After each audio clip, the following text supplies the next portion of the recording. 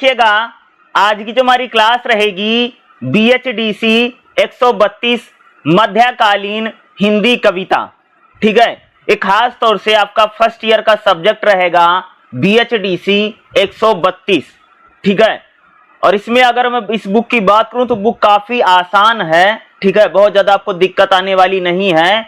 इस बुक में अगर आप लोग देखोगे तो पूरी किताब भक्ति काल पर ही है। भक्ति काल के जो कवि हैं, ठीक है, उन्हीं के बारे में ही कह सकते हो बताया गया भाई, भक्ति को लेकर के। जैसे भक्ति क्या होती है, भक्ति का स्वरूप क्या है, रीति काव्य क्या है। कबीर, रविदास, जायसी, मीराबाई, सूरदास, रसखान, बिहारी, इन्हीं लोगों के बारे में आप लोगों को इस बुक में टोटल आपको बताना होगा। अगर मैं इस बुक की बात करूं तो इस बुक में टोटल मुझे लगता है 12 चैप्टर होंगे, 12 ही चैप्टर हैं। ठीक है, तो 12 के 12 चैप्टर हम लोग देखेंगे जो आपके आने वाले एग्जाम में के लिए क्या हो सकते हैं भाई मेरे, बहुत ज्यादा इंपॉर्टेंट हो सकता है। तो देखिएगा, सबसे पहले हम लोग पहला चैप्टर से देखेंगे कि भक्ति काव्य। पहले चैप्टर का नाम क्या है, भक्ति काव्य का स्वरूप और विकास। ठीक है, और इसमें देखेंगे जैसे सबसे पहले अगर मैं बात करूं ना, भक्ति का स्वरूप क्या है, ये आपके लिए इंपॉर्टेंट हो सकता है। या भक्ति काव्य की पृष्ठभूमि बताइए, या भक्ति का काव्य क्या होता है, भक्ति काव्य क्या होता है, ये इंपॉर्टेंट होता है। ठीक है, और भक्ति काव्य की प्रमुख प्रवृत्तियां, भाई भक्ति जो काव्य है उसमें कौन कौन सी प्रवृत्तियां हैं, ये 2-3 क्वेश्चन आपके लिए पहले चैप्टर में से क्या हो सकता है, इंपॉर्टेंट हो सकता है, जो आपके एग्जाम में पूछा जा सकता है। ठीक है, ओके। तो देखिएगा, सबसे पहले चलिएगा भाई हम लोग यहाँ इसमें भक्ति से स्टार्ट करते हैं और भक्ति काव्य से ही हम लोग इसमें शुरू करेंगे भक्ति क्या है। ठीक है, तो सबसे पहले अगर हम लोग बात करें भाई भक्ति को पढ़ते हैं कि आखिर भक्ति होती क्या है। देखो, भक्ति साहित्य की शुरुआत एक प्रकार से ईश्वर के प्रति सच्ची निष्ठा और सच्ची भावना ही भक्ति है। भाई मेरे क्या है कि हम लोग भगवान के प्रति या ईश्वर के प्रति जो सच्ची श्रद्धा और सच्ची निष्ठा रखते हैं उसी को ही क्या कहा जाता है भाई, भक्ति कहा जाता है।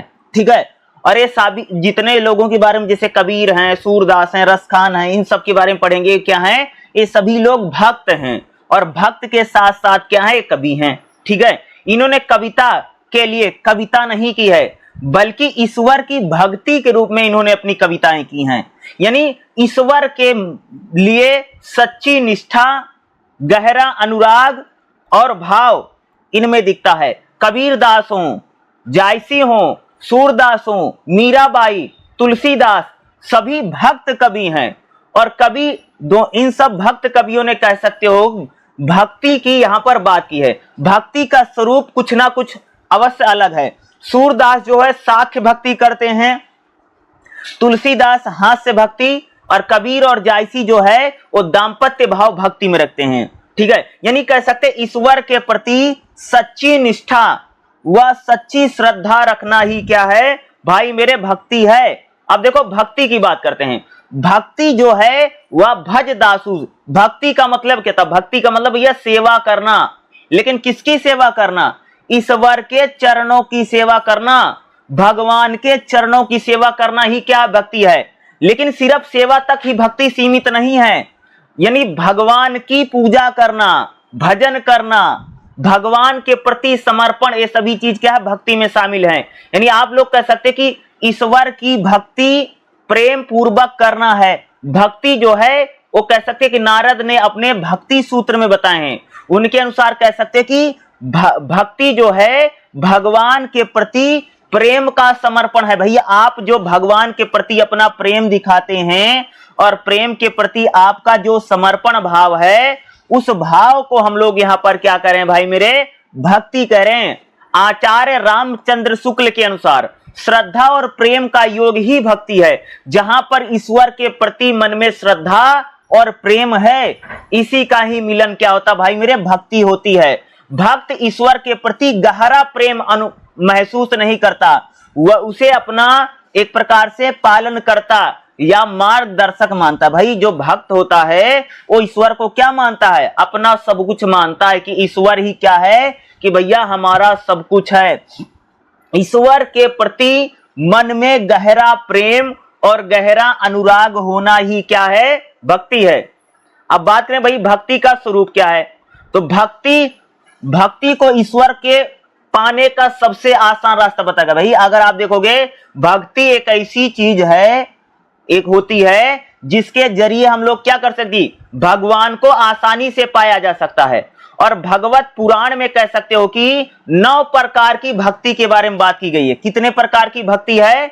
9 प्रकार की भक्ति। सबसे पहला श्रवण भक्ति, यानी ईश्वर के भजन सुनना, यानी ईश्वर की लीला का जो गुणगान करते ना, उसको सुनना भी भक्ति है। जैसे आप लोग भजन सुनते हो, कीर्तन सुनते हो, या कोई पद सुन रहे हो, मीराबाई के छंदवन सुन रहे हो, तो सुनना भी क्या है, यानी भगवान के बारे में सुनना भी क्या है, एक प्रकार की भक्ति है। श्रवण भी क्या है, इसे भक्ति कहा गया, यह भी एक प्रकार की भक्ति है। दूसरा कीर्तन करना, भगवान का नाम लेना या भगवान की लीला का गुणगान करना भी भक्ति है। यानी हम लोग भाई मेरे जो कीर्तन करते हैं, वह कीर्तन भी क्या है, एक प्रकार से कह सकते कि भक्ति का एक स्वरूप है। जैसे भाई हम लोग क्या करते हैं, भाई कीर्तन करते हैं ना, कीर्तन करते आप लोगों ने बहुत सारे लोगों को देखा होगा ना, तो कीर्तन करना भी क्या है, एक प्रकार की भैया हाई मेरे भक्ति है। दूसरा है स्मरण करना, यानी भगवान के नाम को याद करना,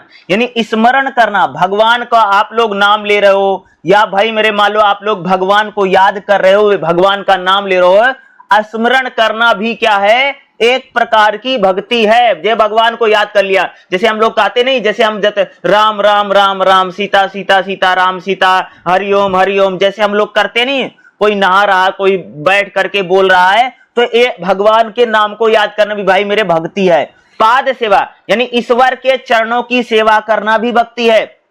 देखा होगा ना कि भाई मेरा जो भक्त होता है वो ईश्वर के चरणों की सेवा करते हैं, ठीक है। जो भगवान है, जो परमात्मा है, उनके चरणों की सेवा करना ही क्या भाई मेरे भक्ति है। ये भी एक प्रकार की क्या होती है, भक्ति होता है। अर्चना करना, यानी ईश्वर की पूजा करना, यानी ईश्वर की पूजा करना, जैसे आरती वारती हम लोग करते हैं, ईश्वर को मनाते हैं, तो क्या है भाई, पूजा करना भी एक प्रकार की क्या है, भक्ति है। अगला है वंदना करना, यानी हाथ जोड़ करके जो हम प्रार्थना करते हैं, वंदना मतलब प्रार्थना होता है, यानी हाथ जोड़ करके मनाना, हे भगवान हमें माफ कर दो, हे भगवान मुझे ज्ञान दो, हे भगवान मुझे शक्ति दो। इस प्रकार से भैया भगवान के सामने हाथ जोड़ करके हम जो वंदना करते यानी प्रार्थना करते हैं, वह भी क्या है, एक प्रकार की भक्ति ही है, ये भी भक्ति है। अगला दास भाव, यानी ईश्वर को अपना स्वामी मानना और खुद को ईश्वर का दास मानना, यह भी क्या है, यह भी कह सकते एक प्रकार की क्या है, भक्ति है। कहना कि भाई ईश्वर को कहना कि आप ही मेरे मालिक हैं, आप ही मेरे स्वामी हैं, और मैं तो आपके चरणों का दास हूं। इस प्रकार से अगर भगवान के प्रति अगर आप भाव रखते हैं, यानी दास का भाव, ये भी क्या एक प्रकार की भैया क्या है, भक्ति है। अगला क्या, सखा भाव, यानी ईश्वर को अपना मित्र मानना, दोस्त मानना, फ्रेंड मानना। जैसे सूरदास जो है ना, ईश्वर को अपना क्या मानते हैं, दोस्त मानते हैं, ठीक है।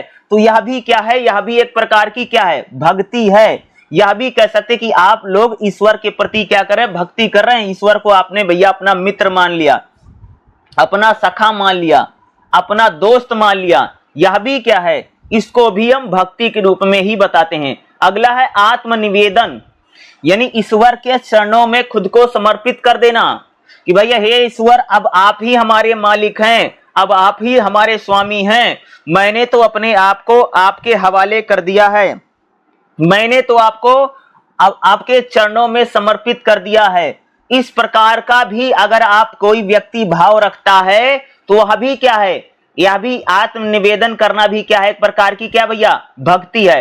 तो ये टोटल 9 प्रकार हैं, ये 9 ऐसे प्रकार हैं जिनके जरिए हम लोग क्या कर सकते हैं, भक्ति कर सकते हैं। यानी ईश्वर का नाम लेना, ईश्वर की लीलाओं का गुणगान करना, कीर्तन करना, भजन करना, ठीक है, भगवान को याद करना, भगवान के चरणों की सेवा करना, भगवान से प्रार्थना करना, पूजा करना, ये सभी क्या है, भक्ति के स्वरूप हैं। इस प्रकार से कोई भी व्यक्ति, ये अलग अलग चीजें हैं, ये 9 प्रकार से क्या की जा सकती है भाई मेरे, भक्ति की जा सकती है। 9 प्रकार हैं जिनसे भक्ति हम लोग कर सकते हैं।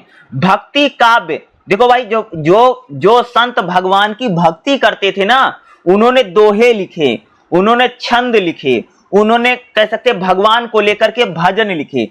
तो उसी को भक्ति काव्य कहा जा सकता है। जैसे तुलसीदास, सूरदास, मीराबाई, कबीर, रसखान, जायसी, निराला, ये जितने संत हुए हैं ये सभी भक्त हैं।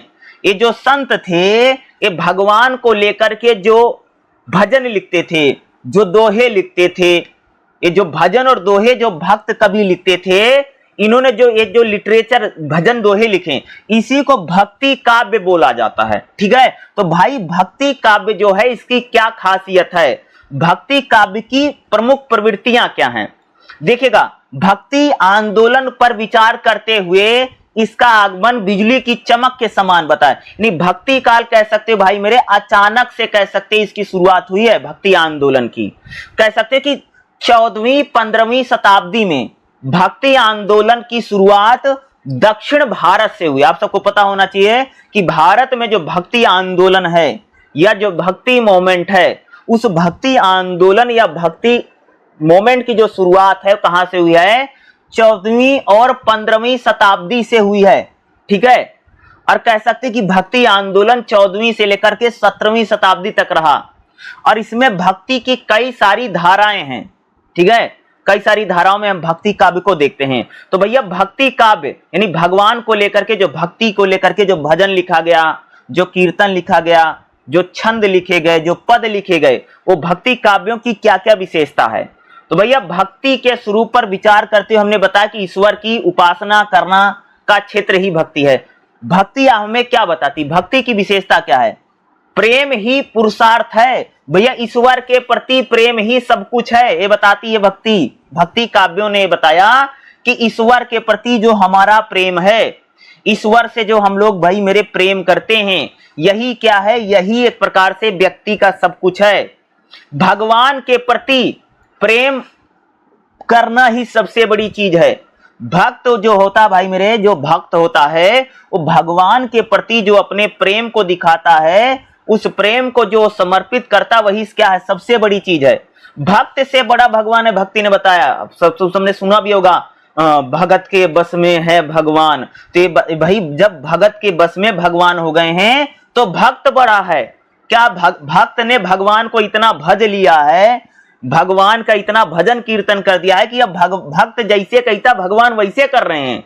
तो भक्ति में ये भी कहा गया कि भक्त जो है वो भगवान से भी बड़ा हो जाता है। जैसे हनुमान देखो राम से बड़े हो गए। देखो इस देश में राम के मंदिर कितने और हनुमान के मंदिर कितने, भाई आप अंदाजा लगा लेना।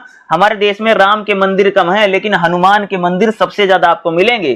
क्यों? क्योंकि हनुमान भक्त हैं राम के। ठीक है, तो देखो हनुमान मंदिर कितने, आप दिल्ली में देखो हनुमान मंदिर कितने हैं, और आप पूरे इंडिया में देखो हनुमान मंदिर कितने हैं और राम के मंदिर कितने हैं। राम के मंदिर आपको कम मिलेंगे, बल्कि जो हनुमान मंदिर है वो सर्वाधिक हनुमान मंदिर, शिव मंदिर और हनुमान मंदिर सबसे ज्यादा मिलते हैं।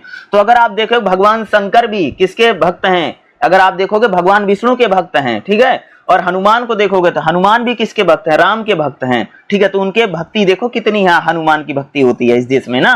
तो यही है, यानी भक्त जो है वो भक्ति में कह सकते हो कि भगवान से बड़ा हो जाता है। भक्ति के बिना शास्त्र ज्ञान और पंडिता व्यर्थ है। भैया अगर भक्ति आप में नहीं है तो आप कितना भी पढ़े लिखे हैं, आप कितने भी ज्ञानी है, उसका कोई महत्व नहीं है। भक्ति में भैया नाम का बड़ा महत्व है। नाम, भगवान का नाम लेना ना, जैसे राम राम राम राम, सीता सीता सीता, हरि राधे जो करते रहते हैं, यानी भक्ति में कह सकते हो जी राम नाम का बड़ा स्मरण किया जाता है। भाई भगवान का नाम खूब लिया जाता है, नाम जपना या भगवान के नाम को बार बार याद करना, यानी ये भक्ति में खूब है। भक्ति में अगर आप देखोगे, भक्ति में भैया कहा गया है कि जाति पाति का विरोध किया गया है।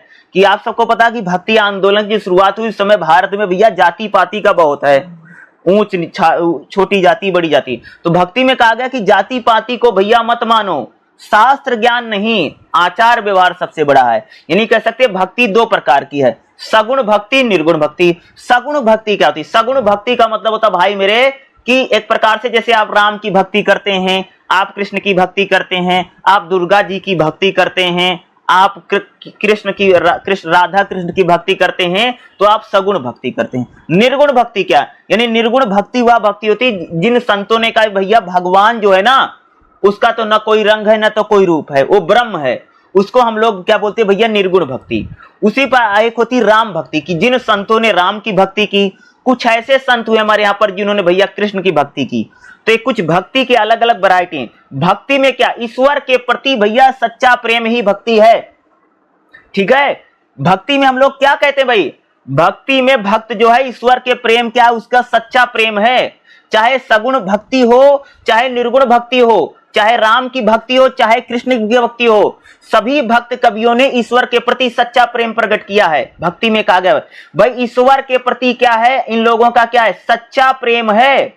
ईश्वर के प्रति प्रेम को दिखाए। दूसरा समानता का भाव। भक्त कवि यही कह रहे हैं कि भैया सभी भगवान बराबर हैं, समानता का भाव है।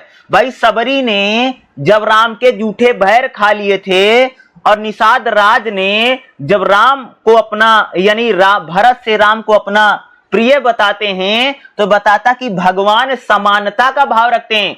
भगवान किसी प्रकार का ऊंच नीच का भेदभाव नहीं करते हैं। यानी भक्ति में क्या है भैया, समानता का भाव है। भक्ति जो है वो सांसारिक भेदभाव में कोई स्थान नहीं है। भक्ति में सभी जो भक्त हैं ईश्वर के लिए बराबर हैं।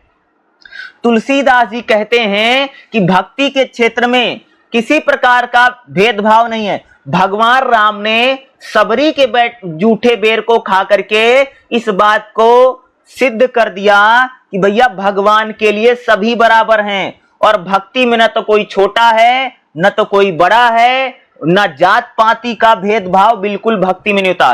भक्ति में क्या भैया, सभी बराबर हैं, सभी को बराबर समझा गया भक्ति में। ठीक है, उसमें किसी प्रकार का भेदभाव नहीं किया गया भक्ति में। ठीक है, भक्ति में अगला क्या था भैया, गुरु की महिमा का गुणगान करना। जैसे गुरु गोविंद दो खड़े, काकी लागू पांव, और बलिहारी गुरु के जिन गोविंद दियो दिखाए। तो कहने का मतलब क्या है, ये बताया जा रहा है कि भाई गुरु की महिमा का गुणगान ही सबसे बड़ा है। और जो गुरु है वो भगवान से बड़ा है। क्यों बड़ा है भाई, गुरु भगवान से बड़ा क्यों है? क्योंकि गुरु ही हमको भगवान तक जाने का क्या बताते हैं, रास्ता बताते हैं। भाई भगवान आपको कैसे मिलेगा, भगवान तक आप कैसे पहुंचेंगे? तो भगवान के जाने का जो मार्ग है यानी जो रास्ता है वो हम लोगों को कौन बताता है, वह गुरु ही बताता है। इसलिए कहा गया कि गुरु की महिमा का गुणगान सभी ने किया है। अरे जितने भक्त कवि रहे इनके कोई न कोई गुरु है। तो ये सभी भक्त कवि, वो चाहे सूरदास हो, चाहे तुलसीदास हो, चाहे कबीर हो, सभी ने कह सकते गुरु की महिमा का गुणगान किया है। और यहां तक कहा कि गुरु के गुणों को लिखा नहीं जा सकता, गुरु के गुण को लिख नहीं सकते हैं। ठीक है भाई, गुरु किसी का जो गुरु हो, ठीक है, गुरु का मतलब ये समझ लेगा, गुरु का मतलब धार्मिक रूप से नहीं, गुरु जो आपको बता रहा, जो आपको कोई चीज सिखाता है, बताता, पढ़ाता, वो सभी को गुरु कहा गया है। और यहाँ पर भक्त कवि यही कह रहे हैं कि भैया गुरु की महिमा का सभी ने गुणगान किया है। वो चाहे मलिक मोहम्मद जायसी हो, या कह सकते हो कि कबीर हो, सूरदास हो, रामानंद हो, सबके गुरु हुए हैं। और गुरु के बिना भैया भगवान नहीं मिल सकता। गुरु ही कह सकते कि हमें भगवान कैसे मिलेंगे, भगवान तक जाने का जो मार्ग है, जो रास्ता है, वो गुरु बताता है। और भक्ति में क्या भैया, शास्त्र ज्ञान, यानी हमें अस्त्र शस्त्र, गोली बंदूक, इसकी कोई आवश्यकता नहीं है, ये यहाँ कोई जरूरत नहीं है। भक्ति में कह सकते भैया यहाँ तो ईश्वर के प्रति जो प्रेम है वही सबसे बड़ी भक्ति है। ईश्वर के प्रति खुद को समर्पित कर देना, ईश्वर की लीलाओं का गुणगान करना, ये सबसे बड़ी भक्ति है। भक्ति की विशेषता क्या है, यानी यहाँ पर शास्त्र ज्ञान की आवश्यकता है। भाई ये जो बहुत पढ़ा लिखा उसकी जरूरत नहीं है। कहा गया ना, पोथी पोथी जग मुआ, पंडित भया न कोय, और ढाई आखर प्रेम का पढ़े सो पंडित हो। यानी कह रहे हैं बहुत मोटी मोटी किताबें पढ़ने से कोई बहुत बड़ा पंडित नहीं हुआ। जिसने ईश्वर के प्रेम यानी ईश्वरीय प्रेम को जिसने पढ़ लिया वो सबसे बड़ा पंडित हो गया, वो सबसे बड़ा ज्ञाता हो गया, वो सबसे बड़ा ज्ञानी हो गया। जिसने प्रेम को यानी ईश्वर के प्रति जो प्रेम है, और भैया जिसने ईश्वर के प्रेम को पढ़ लिया वही सबसे बड़ा पंडित है। और भाई जो बड़ी बड़ी पोथियां पढ़ते रहते हैं उससे पढ़ने से आपको कुछ मिलने वाला नहीं है। अगला नाम महिमा, भाई भगवान की नाम का गुणगान करना भक्ति में कहा गया कि आप क्या करें भैया, भगवान का नाम ले, जैसे राम राम राम राम, राधे राधे राधे राधे। हम देखो खास से भक्ति में क्या, तो भैया भगवान का नाम खूब लिया जाता। तो भगवान के नाम की महिमा का गुणगान खूब किया। सभी भक्त कवियों ने यही कहा कि हमें भगवान के नाम का क्या करना चाहिए, गुणगान करना चाहिए। भगवान का नाम जो है वो हमें क्या लेना चाहिए भैया, बार बार, क्योंकि भगवान के नाम लेने से ही भवसागर पार हो जाता है। कहा गया ना कि भगवान का अगर हम नाम लेंगे और अगर हम लोग भगवान की नाम की महिमा का गुणगान करेंगे तो इससे भव सागर जो है वो भगवान हमें भैया आसानी से पार करा देंगे। और आसानी से अगर आप लोग स्वर्ग जाना चाहते हैं तो स्वर्ग जाने का आसान रास्ता यही है कि आप भगवान का नाम लें, भगवान का। दूसरा, भक्ति में कहा भैया अहंकार नहीं करना है। भक्त को कभी भी अहंकारी नहीं होना चाहिए। अहंकार को त्याग करके ही भक्ति की जा सकती भाई मेरे। अगर कोई ईश्वर की भक्ति करना चाहता है और अगर ईश्वर की कोई स्तुति प्रार्थना करना चाहता है तो भैया उसको अहंकार छोड़ना पड़ेगा, घमंड का त्याग करना पड़ेगा। घमंड और अहंकार को रखते हुए हम भक्ति नहीं कर सकते हैं। जब हम अहंकार को छोड़ देंगे, घमंड को छोड़ देंगे, ये भक्ति की अगली विशेषता भाई मेरे। अहंकार करके आप भक्ति नहीं कर सकते हैं। ठीक है, अगला, लोक जीवन से जुड़ाव। भक्त कभी जितने हुए ना, उन्होंने आम व्यक्तियों से उनका जुड़ाव खूब रहा है। वो राजा महाराजा के घर में भी पैदा हुए तो उन्होंने घर छोड़ दिया है। तो भक्ति में क्या भैया, आप भगवान से जुड़ाव रखिए, आम लोगों से जुड़ाव रखिए, भगवान के भजन गाइए, भगवान के कीर्तन कीजिए घूम घूम करके। ये जितने भक्त कवि होते थे घूम घूम करके क्या करते थे, भगवान के भजनों को गाते थे। भगवान का जो भजन है, भगवान के जो गुण हैं, उनको घूम घूम करके इन्होंने गाने का। तो भैया ये भक्ति की क्या है, विशेषता है। अब हम लोग बात करेंगे निर्गुण भक्ति क्या है। भैया निर्गुण व्यक्ति की विशेषता क्या है, तो निर्गुण भक्ति में निराकार ईश्वर को मानना। यानी जब हम मानते कि ईश्वर का न तो कोई रंग है, न तो कोई रूप है, न तो कोई आकार है, यानी ईश्वर हमारे अंदर विद्यमान है, भगवान कण कण में विद्यमान है। इस प्रकार की भक्ति जिन्होंने की वो सब निर्गुण भक्ति है। निर्गुण भक्ति के संतों ने कहा कि ईश्वर भैया निराकार है, ईश्वर का न तो कोई रंग है, न तो कोई रूप है, न तो कोई आकार है।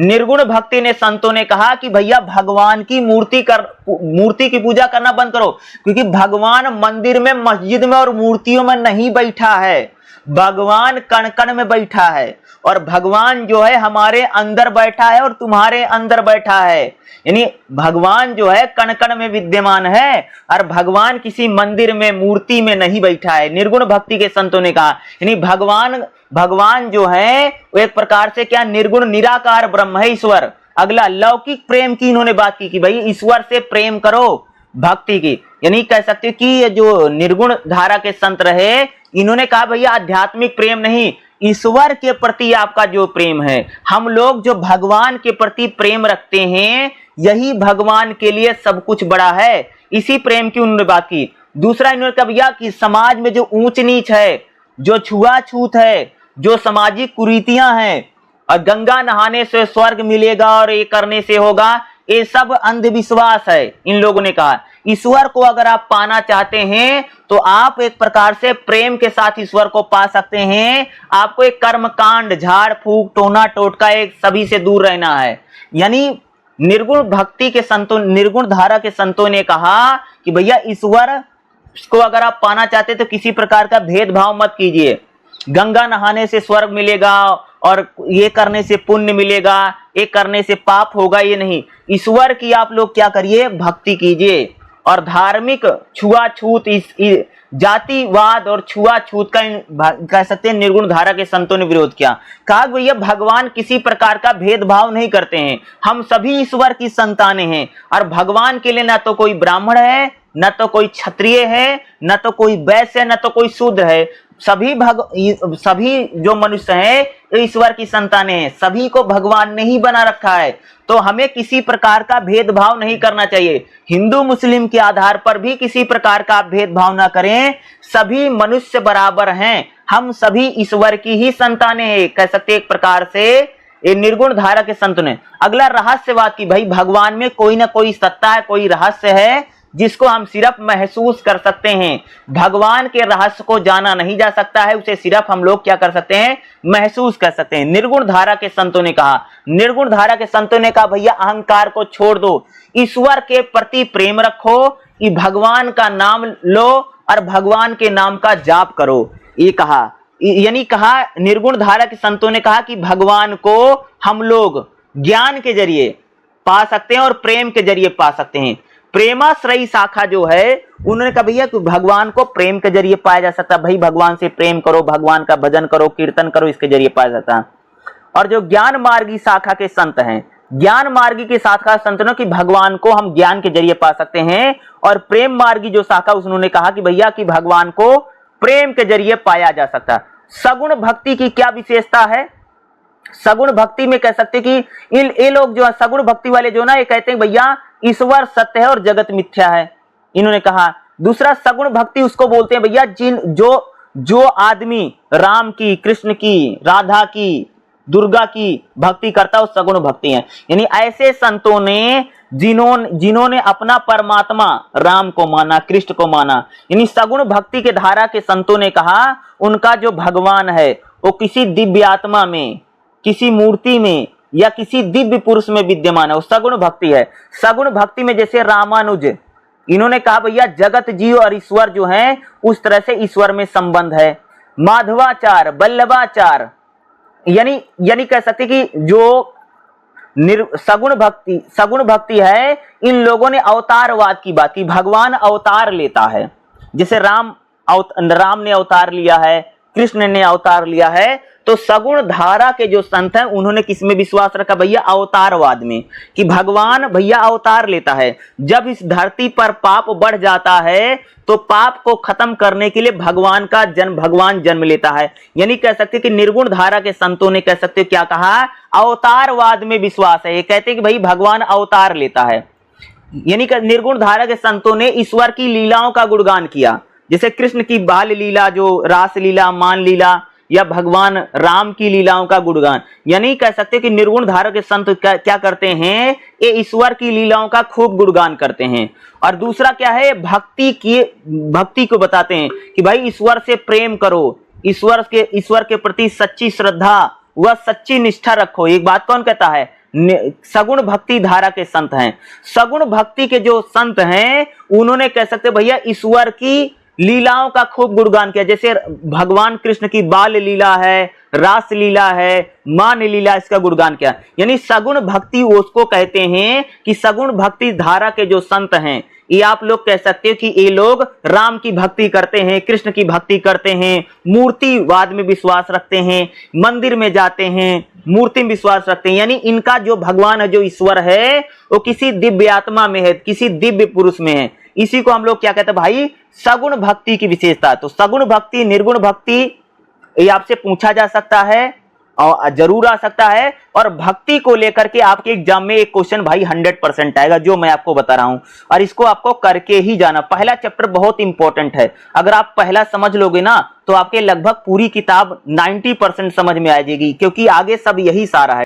देखिएगा अगला जो हमारा चैप्टर रहेगा, चैप्टर नंबर 3 क्या रहेगा? कबीर के काव्य।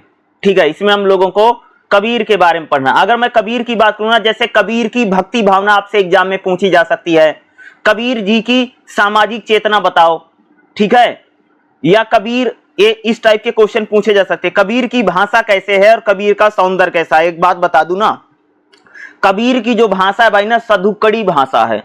क्या नाम उसका? सधुक्कड़ी। और कैसी भाषा बोलते हैं? इनकी भाषा को कई बार खिचड़ी भाषा बोला गया। खिचड़ी भाषा मतलब समझते हो कि कबीर 4-5 भाषाएं बोलते हैं, जैसे पंजाबी, कह सकते हैं कि ब्रज, राजस्थानी, ठीक है, या भोजपुरी, 4-5 भाषाओं को लेकर के बोलते हैं। इसलिए कबीर की भाषा को खिचड़ी भाषा, या साधु संतों की जो भाषा है उसी को सधुक्कड़ी भाषा कहा जाता है। तो कबीर की भाषा सधुक्कड़ी भाषा है, खिचड़ी भाषा है। यानी कबीर कोई एक भाषा नहीं बोलते कि ब्रज ही बोलते हैं या राजस्थानी बोलते हैं या पंजाबी बोलते हैं, बल्कि वो 4-6 लैंग्वेज जो है, जो क्योंकि ये घूमते रहते थे कबीर, ठीक है। और कबीर की भाषा की अगर बात करोगे तो कई प्रकार की भाषा बोलते हैं, ठीक है। और कबीर के बारे में बात करेंगे। कबीर कह सकते कि क्योंकि ये पूरी किताब हम लोग भक्ति आंदोलन को पढ़ने जा रहे हैं, और भक्ति आंदोलन को कह सकते हो कि सबसे बड़ा नाम कबीर है, ठीक है। कबीर के बारे में थोड़ी दो चार बातें आपको इंपॉर्टेंट बता देता हूं। देखो कबीर क्या है, कबीर के बारे में जैसे मैंने बताया इनकी भाषा का जिक्र किया मैंने। दूसरा, कबीर निर्गुण भक्ति धारा के संत हैं। कैसे संत है? निर्गुण है। यानी कबीर कहते हैं कि जो भगवान है वो निराकार है। यानी भाई मेरे भगवान का न तो कोई रंग है, न तो कोई रूप है, न तो कोई आकार है, न तो कोई प्रकार है। यानी भगवान निराकार है और भगवान ब्रह्म है। यानी कहने का मतलब है कि हमारे अंदर है, तुम्हारे अंदर है। कबीर यही कह रहे हैं कि भगवान मंदिर में, मस्जिद में, मूर्तियों में यहां पर नहीं बैठा है। भगवान किसी पत्थर में नहीं है, बल्कि भगवान जो है वो कण कण में विद्यमान है। ये कबीर इस बात को कह रहे हैं। दूसरा, कबीर को लेकर के बात की जाती है कि निर्गुण। दूसरा, कबीर राम की पूजा करते। राम आता है कि कबीर किसके उपासक है? राम की पूजा करते। लेकिन कबीर जिस राम की पूजा करते हो, मर्यादा पुरुषोत्तम राम, या कह सकते अयोध्या के जो राजा राम हैं, या दशरथ पुत्र जो राम है, वो राम नहीं है। बल्कि कबीर कहते हैं कि मैं जिस राम की पूजा करता हूं वो राम का भी राम है, यानी निराकार राम। उसको बोलते हैं कि बुकों में आपको देखने को मिलेगा कि कबीर जो है वो निराकार ब्रह्म राम की पूजा करते। यानी कबीर राम की, देखो निर्गुण भक्ति में भी राम के उपासक हैं, ठीक है, क्योंकि राम की जो पूजा करे भैया सगुण में आते हैं। तो कबीर राम की पूजा तो कर रहे हैं, लेकिन उनके राम कैसे हैं? निराकार राम है। इसलिए कबीर कहते हैं कि मेरा जो राम है वो राम का भी राम है। यानी कह सकता मैं उस राम की पूजा करता हूं जो राम के भी राम है। दूसरा, अगर मैं कबीर की बात करूं तो कबीर ने कह सकते, क्योंकि जिस समय कबीर का समय है और जो पूरा भक्ति आंदोलन हमारे देश में चल रहा है, भक्ति मूवमेंट जो चला है, उसमें जातिवाद, क्योंकि आप सबको पता कि जो हिंदू धर्म है उसमें जातिवाद बहुत ज्यादा है, ठीक है। और आप देखोगे कि जातियों को लेकर के एक पूरा है, आप सबको पता भी होगा कि भाई जातिवाद इतना ज्यादा था कि आप पानी नहीं पी सकते हैं, छुआछूत है। तो समाज में जो जातिवाद फैला हुआ है उस जातिवाद के खिलाफ बात करते हैं कबीर कहते हैं भाई सभी बराबर हैं, सभी भगवान की संतान हैं। तो ये किस प्रकार का आपको भेदभाव नहीं करना चाहिए। इसलिए कबीर कहते हैं कि जैसे इन्होंने लिखा है कि जाति पाति पूछे नहीं कोई, यानी भगवान जो हैं वो किसी की जाति और पाति नहीं पूछते हैं। हरि का भजे सो हरि का होई, यानी जिसने भगवान को भज लिया भगवान उसी को हो जाते हैं। ये कबीर कह रहे हैं। यानी कह सकते कि कबीर ने समाज में जो जातिवाद है, जो छुआछूत है, क्योंकि उस समय छुआछूत भी बहुत चलता था समाज में, उसका कह सकते कि कबीर ने उसका विरोध किया है। क्योंकि भक्ति आंदोलन जो पूरा चला है, या जो पूरा भक्ति मूवमेंट चला है, उस आंदोलन में कह सकते कबीर यही कह रहे हैं भैया जाति पाति मत कीजिए, सभी बराबर हैं, ठीक है। और निर्गुण राम की पूजा करते हैं, निराकार ब्रह्म की पूजा करने वाले कबीर हैं। दूसरा, कबीर महिलाओं को लेकर के काफी बातें कहते हैं, और महिलाओं को लेकर के महिलाओं को कबीर ने माया कहा है। कि कबीर कहते हैं कि महिलाएं जो माया के समान है, और जो महिलाओं की माया में फंस जाएगा भैया वो भगवान को प्राप्त नहीं कर पाएगा। कबीर कह सकते हो कि जो पतिव्रता नारियां हैं उनकी तो बड़ी उपासना करते हैं, कह सकते हैं उनकी बड़ी तारीफ करते हैं कि मैं पतिव्रता महिलाओं की प्रशंसा करता हूं। लेकिन ऐसी बहुत सारी नारियों की ये कहते हैं नारी माया के समान है। माया मतलब समझते हो, भ्रम है, ठीक है। जो व्यक्ति नारी के चक्कर में पड़ेगा वो भगवान को नहीं पा पाएगा। या कबीर कह सकते हो, कह रहे हैं कि जो मनुष्य है और ईश्वर को पाने में नारी बाधा के समान है, माया के समान महिलाओं को लेकर के इनके विचार हैं, ठीक है। और समाज में जो झाड़ फूंक है, जो टोना टोटका है, ठीक है, जो बलि प्रथा है, जो सती प्रथा है, जो समाज में जातिवाद भरा हुआ है, उस जातिवाद के खिलाफ की बात करते हैं। और कह सकते हैं कि समाज को जगाने का काम किया है। एक कबीर की खासतौर से मैं मेन बातें आपको अंडरलाइन करके बता दे रहा हूं कि कबीर किस प्रकार के हैं। और कह सकते हो कि भक्ति आंदोलन में एक बहुत ही बड़े, बहुत ही महत्वपूर्ण कवियों में इनका नाम रहा। और कह सकते हैं कि कबीर जो हैं भाई अपनी जाति को लेकर के, इनकी जाति बिल्कुल स्पष्ट नहीं है, हिंदू हैं या मुसलमान हैं। बहुत सारे लोगों ने इनको हिंदू कहा है, बहुत सारे लोगों ने इनको मुसलमान कहा है। तो इनकी जाति को लेकर के भी बड़ा विवाद रहा है। अगर मैं कबीर की बात करूं तो भक्ति में दो ही चीज है, एक तो निर्गुण निराकार ब्रह्म की पूजा करने वाले कबीर हैं, ठीक है। ये यही कह रहे हैं कि मेरा जो भगवान है, मेरा जो परमात्मा है वो निर्गुण है, उसका वही मेरे रंग रूप नहीं है। इसलिए तो कहते हैं कबीर के बहुत सारे दोहे हैं। इन्होंने कहा भाई ना कि भाई मंदिर में जाकर के घंटा बजाने से या मंदिर में जाकर के प्रार्थना करने से आपको भगवान नहीं मिल जाएगा। और इस्लाम में जो सुबह अब शाम को देखते नहीं कि अजान जो की जाती है माइक लगा करके, तो कबीर इस पर भी कहते हैं कि भाई अल्लाह बहरा नहीं है जो तुम माइक लगा करके बोल रहे हो। तो इन्होंने कह सकते हैं कि हिंदू और मुस्लिम में दोनों समाजों में जो बुराइयां हैं, क्योंकि बुराई तो दोनों समाज में थी ना भाई, हिंदुओं में जातिवाद है, छुआछूत है और इस प्रकार की चीजें विद्यमान है। अगर उसी प्रकार से अगर आप इस्लाम की बात करोगे तो इस्लाम में क्या है, इस्लाम में कह सकते हो कि कट्टरता है, ठीक है, या शरीयत को लेकर के चीजें हैं, तो उसका भी कह सकते हैं इन्होंने विरोध किया है, ठीक है, ठीक है। यानी कह सकते हैं कि हिंदू और मुसलमान दोनों समाजों में कह सकते हैं, दोनों समाज यानी हिंदू कम्युनिटी हो या इस्लाम में हो, दोनों में जो कह सकते कि जो समाज में जो कुरीतियां हैं, जो बुराइयां हैं, उनके खिलाफ इन्होंने क्या किया भाई मेरे, बात की। तो कबीर बहुत ही इंपॉर्टेंट संत है अगर मैं इनकी बात करूं, ठीक है। कबीर कह सकते कि हिंदी साहित्य में सबसे महत्वपूर्ण आते हैं। रचना की दृष्टि से अगर मैं बात करूं तो कबीर ने पूरे समाज को प्रभावित किया है। कबीर राजनीतिक, सामाजिक, धार्मिक और सांस्कृतिक सभी बातों पर अपनी बात कहते हैं। कबीर ने इस्लाम का शासन पूरी तरह से स्थापित हो चुका है तब बात कहिए। कबीर ने समाज में जो ऊंच नीच का भेदभाव है, जो जकड़ रखा है, उस पर कह सकते कबीर ने उसका विरोध किया है। कबीर कह सकते जातिवाद, छुआछूत या कह सकते इस प्रकार की चीजें जो समाज में विद्यमान है उसको नहीं मानते हैं। और कबीर का कहना यही है कि भाई कबीर की जो अगर आप देखेंगे तो इन्होंने ईश्वर को प्राप्ति की बात की है कि भाई ईश्वर को आप आसानी से प्राप्त कर सकते हैं। जो ईश्वर को भज लेगा, जो भैया भगवान को भज लेगा, भगवान उसी को हो जाएंगे, ठीक है। भगवान कोई जाति पाति नहीं पूछते हैं, ठीक है। अगर हम लोग कबीर की बात करें तो कबीर के बारे में जो जानकारी है बहुत सीमित है। कबीर के जीवन की अगर हम बात करें तो कई लोगों ने कबीर के ऊपर लिखा है या सिर्फ जनश्रुतियों क्या, कबीर और कबीर की जन्म और मृत्यु के आधार पर जो इसका सही प्रमाण नहीं है, फिर भी कई सारे लोगों ने कबीर के जन्म को अलग अलग बताया है। इतना निश्चित है कि ये 15वीं शताब्दी में आए थे और कबीर पंथियों ने इनके जन्म को लेकर के कई सारी बातें कही हैं। तो कबीर कह सकते हैं कि भाई 15वीं शताब्दी में कबीर का क्या है, कबीर का जन्म हुआ है, ठीक है। जैसे जाति जुलाहा माती को धीर, हरिसे गुण रमय कबीर, यानी कह रहे हैं कि भाई ये कबीर अपने बारे में कह रहे हैं कि मेरी जो जाति है जुलाहा जाति है। कबीर अपने आप को जुलाहा तो कई बार कहा है, पर मुसलमान एक बार भी कबीर ने कभी नहीं कहा कि मैं मुसलमान हूं। वह बराबर कहते हैं कि ना हिंदू ना मुसलमान कहा, यानी ना मैं हिंदू हूं न तो मैं मुसलमान हूं। कबीर भैया पढ़े नहीं है, कबीर की कोई परंपरागत शिक्षा नहीं हुई है, फिर भी कह सकते इतने ज्यादा हैं। कबीर कह सकते कि जनश्रुतियों के आधार पर ऐसे कहा जाता है कि कबीर निरक्षर थे, लेकिन फिर भी अगर आप देखो कबीर ने इतने सारे पद, इतने सारी चीजें उन्होंने लिखा है। कबीर के साथ प्रायः लोई नाम लिया जाता है। कुछ लोग लोई को कबीर की पत्नी कहते हैं और कुछ लोगों ने इनकी शिष्या बताया।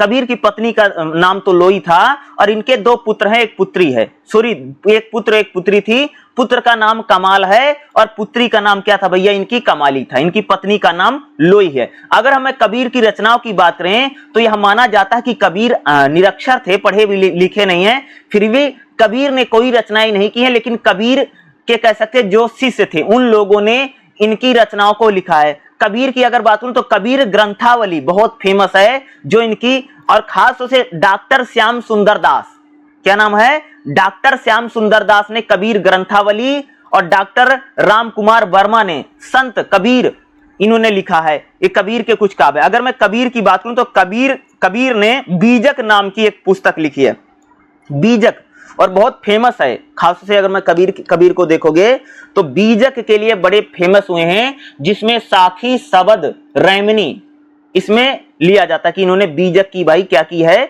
रचना की है। अगर मैं कबीर की बात करूं तो भारत में भक्ति आंदोलन की परंपरा बहुत पुरानी है और भारत में भक्ति आंदोलन दक्षिण भारत से शुरू होकर के यह उत्तर भारत में आया है। और कबीर कह सकते कि भक्ति आंदोलन के एक बहुत ही महत्वपूर्ण कवियों में से हैं भाई कबीर की अगर मैं बात करूं, ठीक है, बहुत इंपॉर्टेंट कवि रहे हैं। और भक्ति आंदोलन भारत में उस समय चला है जब धर्म में कह सकते कि भाई कर्मकांड है, जातिवाद है, छुआछूत है, इस प्रकार की चीजें कह सकते कि हिंदू धर्म में विद्यमान है। तो हिंदू धर्म में जो कुरीतियां हैं, जो बुराइयां हैं, उनको दूर करने के लिए कह सकते हैं भक्ति आंदोलन चलाया जा रहा है। रहस्य भावना की भी बात की, यानी कबीर कहते कि भगवान में कोई ना कोई रहस्य जरूर है, एक सत्ता, एक परम सत्ता है जो पूरे संसार को चला रही है। एक कह सकते कबीर का मानना है, या भक्ति आंदोलन के लगभग सभी संतों का मानना है। कबीर की अगर हम भक्ति की बात करें तो कबीर निर्गुण धारा के संत है, कबीर उच्च कोटि के भक्त हैं, ठीक है। कबीर का ईश्वर के प्रति बहुत अनुराग यानी प्रेम है, परंतु उनकी आसक्ति ईश्वर के सगुण रूप में नहीं है। कबीर ने ईश्वर को निर्गुण रूप की उन्होंने पूजा की है। कबीर कहते कि भैया हरि जो है सबसे परे हैं, वह अगुण और सगुण दोनों से हैं। ईश्वर को उन्होंने अजर और अमर प्रतीत होते हैं, यानी कबीर कहते हैं भैया ईश्वर जो है, भगवान जो है वो यानी कह सकते हैं हर चीज से परे हैं। वो कह सकते हैं ना तो ईश्वर जन्म लेता है, ना ईश्वर की मृत्यु होती है, ठीक है। वो निर्गुण निराकार ईश्वर की पूजा करते हैं। कौन करता है? कबीर करते हैं। यानी कहते हैं कबीर का कहना है कि भगवान जो भाई निर्गुण है, निराकार ब्रह्म है भगवान। वो मंदिर मस्जिद मूर्तियों में भगवान नहीं बैठा है, हमारे अंदर है, तुम्हारे अंदर है, बल्कि कबीर कहते हैं कि भगवान जो है वो कण कण में विद्यमान है। कबीर राम की पूजा करते हैं, और राम को लेकर के यहां पर आपको डिफाइन करना पड़ेगा किस राम की बात हो रही। कबीर ने राम की पूजा की है, लेकिन बात होती है कबीर के राम कौन है। तो कबीर के राम जो हैं वो कह सकते हो कि वो दशरथ नंदन राम नहीं है, अयोध्या के राजा राम नहीं है। कबीर ने कहा कि मेरा जो राम है वो निर्गुण निराकार राम है, यानी मेरा जो राम है वो राम का भी राम है, ठीक है। क्योंकि कबीर के गुरु कौन है? रामानंद हैं। इसलिए कबीर निर्गुण संत होते हुए भी और राम की पूजा करते। कबीर ने कहा है दशरथ सुत तिहुलोक बखाना और राम नाम का मरम है आना। कबीर के राम पुराण प्रतिपादी राम नहीं है। कबीर ने राम ने ना तो दशरथ के घर जन्म लिया है, ना ही रावण को मारा। कबीर कहते कि मैं जिस राम की बात करता हूं उस राम ने दशरथ के घर जन्म नहीं लिया है। मैं जिस राम की बात करता हूं उन्होंने रावण को नहीं मारा है। कबीर कहते हैं कि राम को दूर खोजने की जरूरत नहीं है, राम तो हमारे अंदर ही विद्यमान है, राम तो हमारे शरीर में ही रम रहा है, ठीक है। भाई कबीर यही कह रहे हैं कि भगवान को बाहर खोजने की जरूरत नहीं है। भाई देखो, आप लोग देखते हो ना कि हर आदमी भगवान को बाहर खोज रहा, तो भाई भगवान को मंदिर में, मस्जिद में, मूर्तियों में, और यहां खोजने की आवश्यकता नहीं कि भगवान को आप लोग बाहर खोज रहे हो कि भगवान नहीं मिल रहा, भगवान नहीं मिल रहा है। तो भगवान को हम लोगों को बाहर खोजने की आवश्यकता नहीं है, भगवान को बाहर खोजने की जरूरत नहीं है। भगवान तो भाई हम लोगों के अंदर विद्यमान है, हम लोगों के अंदर ही है। एक कबीर कह रहे हैं ना, कबीर कह सकते भाई समाज में जो फैली हुई बुराइयां, कबीर की सामाजिक चेतना, तो कह सकते कबीर ने समाज में जो फैली हुई बुराइयां हैं उन बुराइयों को दूर करने का प्रयास किया है, ठीक है। क्योंकि कबीर कहते हैं कि मनुष्य में जो लोभ है, लालच, ये सारी चीजें नहीं होनी चाहिए। कबीर मूलतः भक्त कवि हैं, और कबीर संसार में फैली बुराइयों को दूर करने की बात कहते हैं, क्योंकि उस समय हमारे समाज में जातिवाद बहुत फैला हुआ है। तो कबीर कहते हैं ना, हिंदू कहो तो मैं नाही, मुसलमान भी नाही, और 5 तत्व का पुतला गीबे बली माही।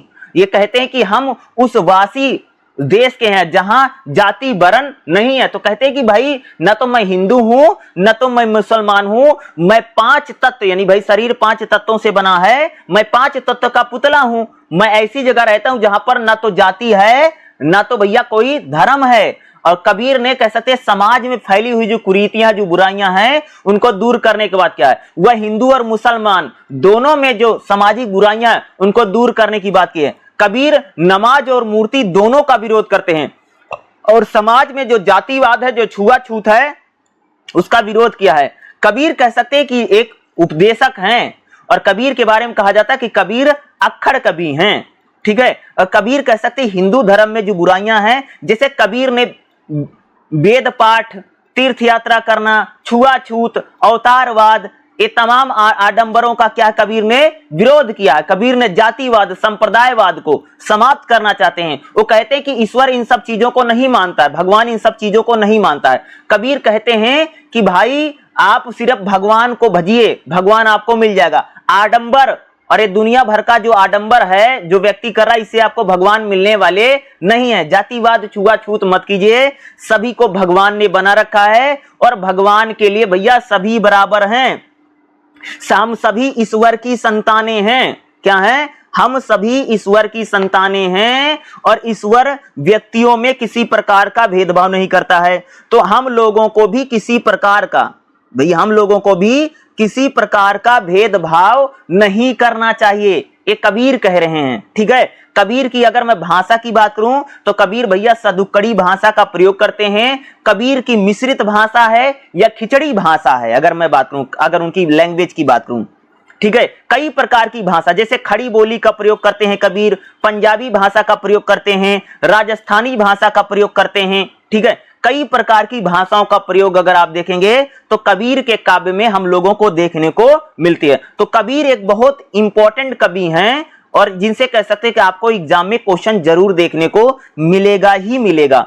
और कबीर का एक क्वेश्चन भाई मेरे एग्जाम में आ सकता है और अगर आएगा तो लिख करके आप लोग जरूर आइएगा। ठीक है, चलिए अगला चैप्टर देखते हैं।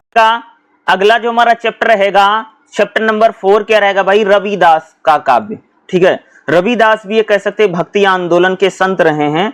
ठीक है, तो रविदास के बारे में हम लोग बात करेंगे क्योंकि रविदास को लेकर के भी आपके, जैसे रविदास की भक्ति भावना आपसे एग्जाम में पूछी जा सकती है। ठीक है, क्योंकि ये इंपॉर्टेंट हो सकता है रविदास को लेकर के, रविदास की भक्ति भावना बताइए और रविदास की कौन कौन सी रचनाएं हैं आपको पता होना चाहिए।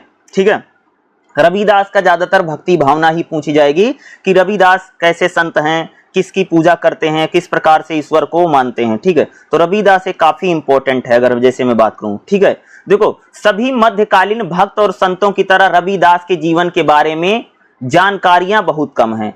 अभी तक हम निश्चित रूप से नहीं कह सकते हैं कि रविदास का जन्म और मृत्यु सही कौन सी है, इनका जन्म स्थान कहाँ और इनके माता पिता कौन हैं, इसको लेकर के कह सकते कि बहुत ज्यादा यहाँ पर अगर आप देखेंगे तो देखने को हमको ये मिलता है कि पता चलना कई बार यहाँ पर मुश्किल हो जाता है कि रविदास का जो जन्म है वो कहाँ पर हुआ है।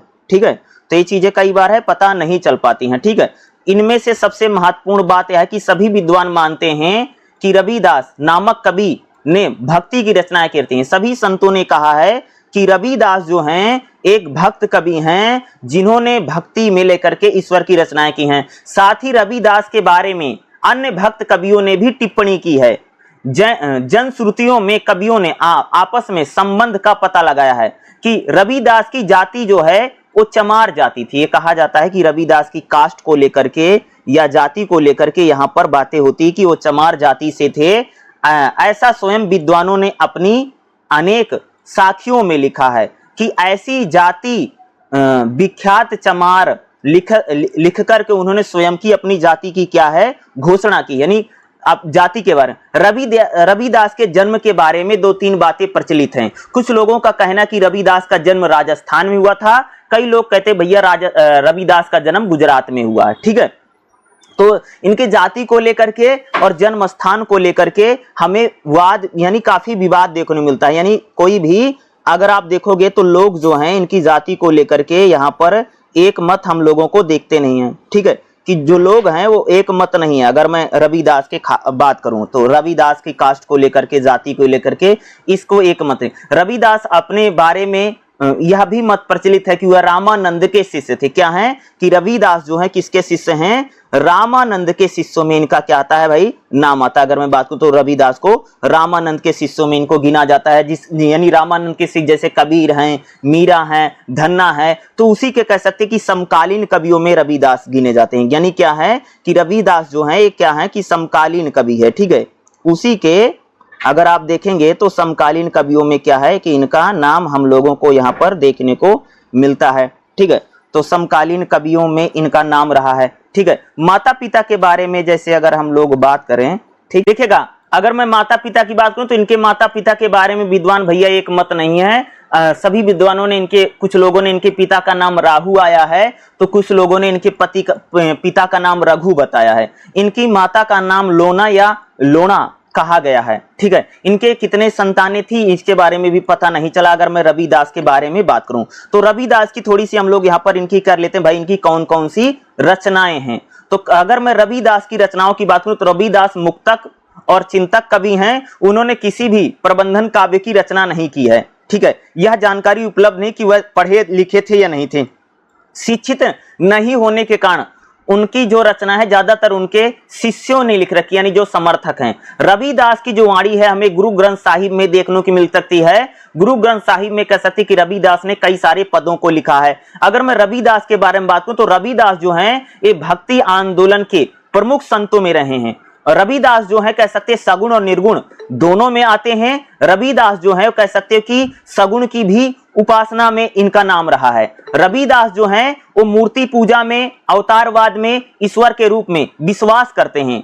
दो शाखाएं राम भक्ति और कृष्ण भक्ति है। राम भक्ति का प्रतिनिधित्व गोस्वामी तुलसीदास ने और कृष्ण भक्ति का प्रतिनिधित्व सूरदास माने जाते हैं। निर्गुण शाखा में अगर आप देखोगे तो ज्ञान मार्गी और प्रेम मार्गी शाखा आती है। तो कह सकते कि रविदास जो हैं ये भक्ति आंदोलन के क्या है कि क्या कह सकते हो कि भक्ति आंदोलन के एक बहुत ही महत्वपूर्ण संतों में इनका नाम किसके भाई हम लोग देखते हैं रविदास की बात करते हैं। ठीक है, तो रविदास जो हैं वो भक्ति आंदोलन के महत्वपूर्ण संतों में इनका नाम हम लोगों को देखने को मिलता है। अगर हम इनकी भक्ति भावना की बात करें कि भाई किस प्रकार की भक्ति करते हैं तो कह सकते कि भक्ति काल के सभी कवि चाहे निर्गुण धारा के हो चाहे सगुण धारा को, सभी का कह सकते भैया ईश्वर में विश्वास है।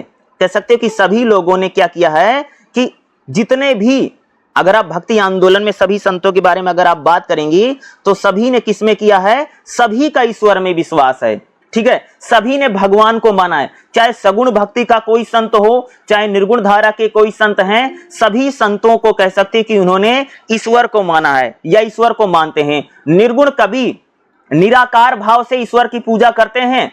सगुण भक्ति के जो संत हैं वो ईश्वर को एक प्रकार से किसी दिव्य आत्मा या दिव्य पुरुष में उसको मानते हैं। अगर मैं रविदास की बात करूं तो रविदास के बारे में कहा जाता है भाई राम के स्वरूप का भी इन्होंने गुणगान किया।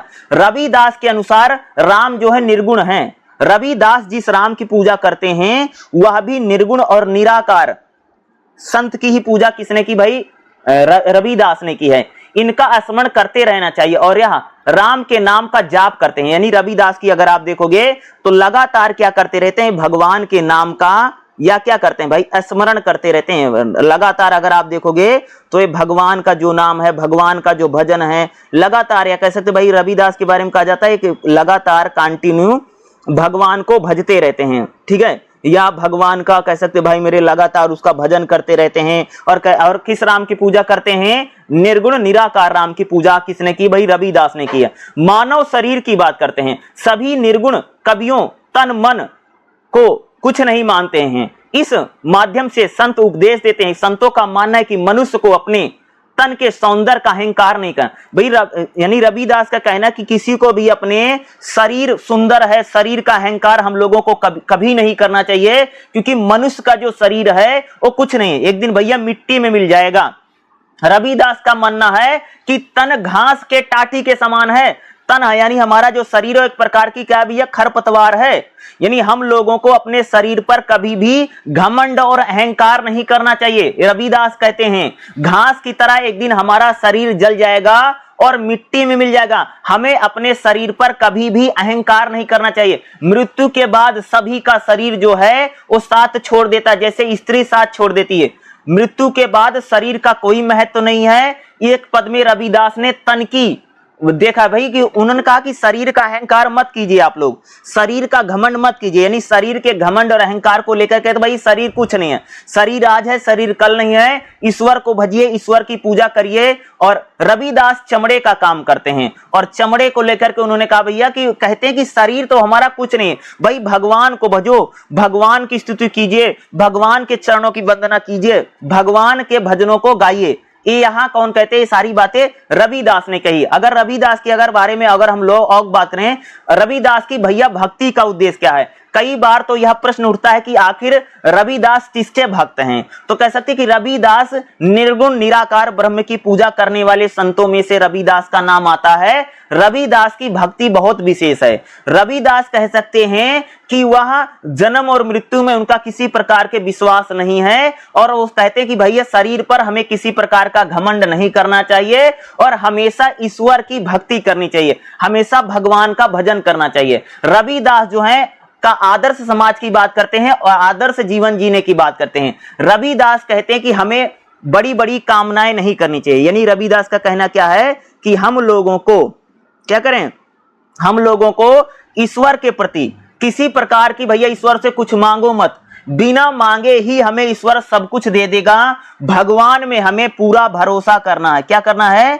ईश्वर में हम लोगों को पूरा भरोसा करना चाहिए। किसका कहना है? रविदास का कहना है। कहते हैं भैया हम लोगों को भगवान में, ईश्वर में पूरा भरोसे के साथ रहना चाहिए, और जो आप चाहते हैं भगवान आपको दे देगा। अगर आप भगवान की मन से स्तुति करते हैं, मन से अगर आप उसकी सेवा करते हैं, भगवान का भजन अगर आप मन से करते हैं, तो आप जो मांगेंगे भगवान आपको वो देगा ही देगा। ये रविदास का मानना है। राम को तो पूजा करते हैं, लेकिन निर्गुण निराकार राम की पूजा करते हैं, जैसे कबीर करते हैं, वैसे रविदास भी हैं। तो रविदास भी निर्गुण धारा के संत हैं, और रविदास भी कह सकते जाति पाति को नहीं मानते हैं, छुआछूत को नहीं मानते हैं। समाज में फैली हुई जो बुराइयां हैं, उन सभी बुराइयों को कह सकते दूर करने का प्रयास रविदास ने भी किया है। तो रविदास भी एक इंपॉर्टेंट संत है जो आपके एग्जाम में पूछा जा सकता है।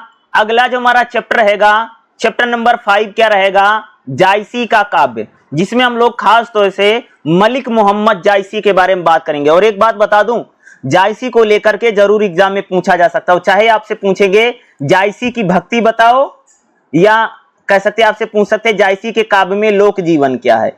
इस टाइप का क्वेश्चन आपसे एग्जाम में जरूर पूछा जा सकता है कि भाई मलिक मोहम्मद जायसी। पद्मावत आप सबने फिल्म देखी होगी, पद्मावत मूवी देखी होगी। तो जो पद्मावत है, पद्मावत ग्रंथ लिखने वाला अगर किसी व्यक्ति ने काम किया है तो जायसी ने किया है। जायसी कह सकते सूफी आंदोलन के सबसे बड़ी कवियों में से एक हैं। ठीक है, जो सूफी आंदोलन चला, उस सूफी आंदोलन पर काव्य लिखने वाले जायसी हैं। ठीक है, एक चीज बता दूं, जैसे हिंदू धर्म में जो बुराइयां हैं उनको दूर करने के लिए भक्ति आंदोलन चला है, उसी प्रकार से कह सकते कि इस्लाम धर्म में या मुसलमानों में जो कुरीतियां हैं, जैसे कट्टरता है या शरीयत को लेकर के है, उसको लेकर के मुसलमानों में सूफी आंदोलन चला है। तो ये सूफी काव्य के कवि हैं। सूफी कवि है कौन है? मलिक मोहम्मद जायसी हैं। जायसी भी भक्ति के कवि हैं। और एक बात बता दूं, इस्लाम में क्या मान्यता, पहले मैं थोड़ा सबको समझा देता हूं। देखो, इस्लाम का मानना यही है, इस्लाम में मान्यता थी, पहले थी, जो थी कि भैया ईश्वर यानी कह सकते अल्लाह, जो अल्लाह है और जो व्यक्ति है, यानी अल्लाह और इंसान में क्या है, कह सकते हो कि स्वामी और कह सकते कि मालिक का संबंध है।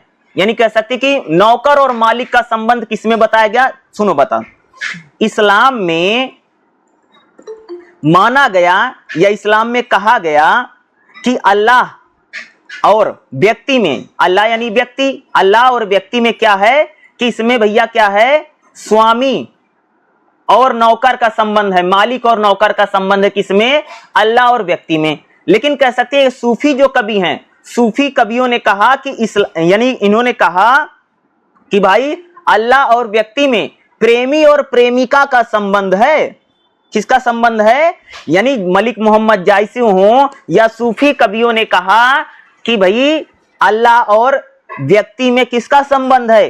प्रेमी और प्रेमिका का संबंध। पहले इस्लाम के लोग क्या मानते थे? पहले इस्लाम में यही बताया गया कि अल्लाह और व्यक्ति में क्या है, कह सकते कि नौकर और मालिक का संबंध है। ये बताते थे नौकर मालिक, यानी अल्लाह क्या है, हमारा एक प्रकार से वो हमारा मालिक है और हम क्या हैं, हम अल्लाह के नौकर हैं, ये बताया जाता था। लेकिन सूफी काव्य में या सूफी धारा के जो संत हैं, सूफी संतों ने इस बात को कहा और इस बात को बताया कि भाई अल्लाह में, अल्लाह और व्यक्ति में क्या है, प्रेमी और प्रेमिका का संबंध है, इस बात को कहा। इसलिए तो इसमें एक बात आई कि फना, एक शब्द आपने, तेरे प्यार में फना हो जाऊं, तो इस प्रकार की बातें यहां पर आएंगी। तो मलिक मोहम्मद जायसी जो है प्रेम का कवि है। किससे प्रेम का कवि है? ईश्वरीय प्रेम का कवि है। मलिक मोहम्मद जायसी यही है कि हम लोगों को अल्लाह से प्रेम करना चाहिए। ठीक है, अल्लाह के प्रेम को दर्शाने की यहां पर बात की है। और कव्वाली के जरिए या कह सकते कि संगीत के जरिए अल्लाह को प्रेम के जरिए हम पा सकते हैं, या अल्लाह से प्रेम करना चाहिए। और अल्लाह के प्रेम में या प्यार में हम लोगों को फना हो जाना चाहिए। इस बात को कौन कहता है? मलिक मोहम्मद जायसी इस बात को कहते हैं। ठीक है, तो इसी के यहां पर हम लोग क्या करेंगे, बात करेंगे मलिक मोहम्मद जायसी या जायसी के काव्य में हम लोग इसको चीज को देखेंगे। देखो जायसी का जन्म कब हुआ इसको लेकर के बहुत सारा मतभेद है, लेकिन कहा जा सकता है जायसी का जो जन्म है 870 हिजरी संवत को और मृत्यु 949 हिजरी संवत को हुई है। ठीक है, अगर जायसी की बात करूं, जायसी जो हैं उन्होंने पद्मावत में लिखा है जायस नगर धर्म स्थानु, यानी इनमें इनका जन्म जो है जायस नगर में हुआ, इसलिए इनका नाम जायसी पड़ा। जायस जायसी का जन्म स्थान है या जायस में कहीं जाकर के बसे हैं, ये अटकलें हैं, लेकिन पता नहीं चला इनका जन्म। मलिक मोहम्मद जायसी जो हैं मोमरेज और मणिकपुर में शेख अलीहद की पुत्री की संतान बताए गए हैं। ठीक है, अगर हम जायसी ने बचपन में ही अपने माता पिता को खो चुके हैं और ये फकीरों के साथ इन्होंने ज्यादा समय अपना बिताया, यानी इस्लाम धर्म में जो साधु संत होते हैं, ये जो फकीर होते हैं, उनके साथ कह सकते कि मलिक मोहम्मद जायसी ने अपना ज्यादा से ज्यादा समय बिताने का क्या किया भाई, काम किया, यानी इन्होंने कह सकते कि अपना ज्यादा जो समय है यहीं पर बता। अगर मैं जायसी की रचनाओं की बात करूं तो जायसी ने कह सकते कि पद्मावत बड़ी फेमस रहा, अखरावत और आखिरी कलम जैसी इन्होंने रचनाएं की हैं।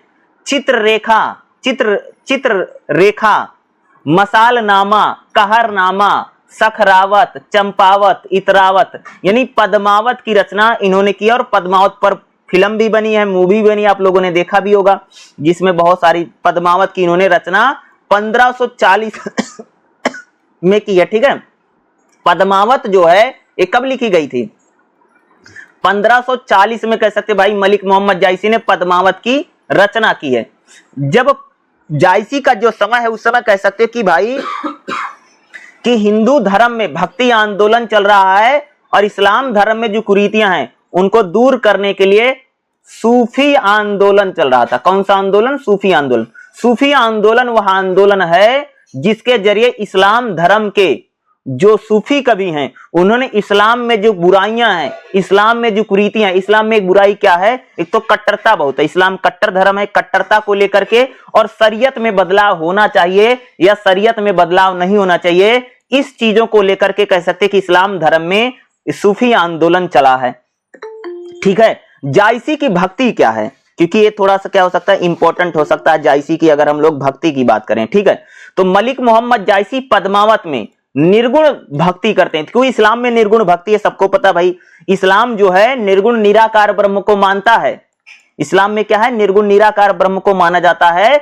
और जायसी जो है प्रेमा श्रय शाखा के कवि हैं, यानी कैसे ईश्वर को प्रेम के जरिए पाया जा सकता है। अगर मैं जायसी निर्गुण भक्ति धारा के संत, सूफी संत हैं।